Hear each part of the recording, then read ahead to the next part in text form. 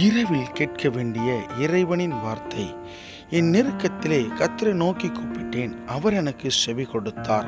சங்கீதம் 120 1 ஆம், எனக்கு பிரியமான என் அன்பு தேவஜனமே, ஆண்டவராக இயேசு கிறிஸ்துவின் நாமத்தில் இந்த ராத்திரி வேளையில் உங்களை சந்திப்பதில் நான் மிக்க மகிழ்ச்சி அடைகிறேன். இந்த நாளிலும் இந்த வேத வசனம் சொல்லுகிறது போல, நீங்கள் கர்த்தரை நோக்கி கூப்பிடுங்கள், நிச்சயமாகவே அவர் உங்களுக்கு செவி கொடுப்பார். பிரியமானவர்களே, உங்களுடைய வாழ்விலே ஏகப்பட்ட பிரச்சனைகள் இருக்கும், ஏராளமான பிரச்சனைகள் இருக்கும். அதை நீங்கள் சொல்லி முடியாத பிரச்சனைலாம் இருக்கும். மற்றவரிடத்தில் நீங்கள் சொல்ல முடியாத பிரச்சனைகள் எதுவாகினும் அதனை தேவனிடத்தில் சொல்லுங்கள்.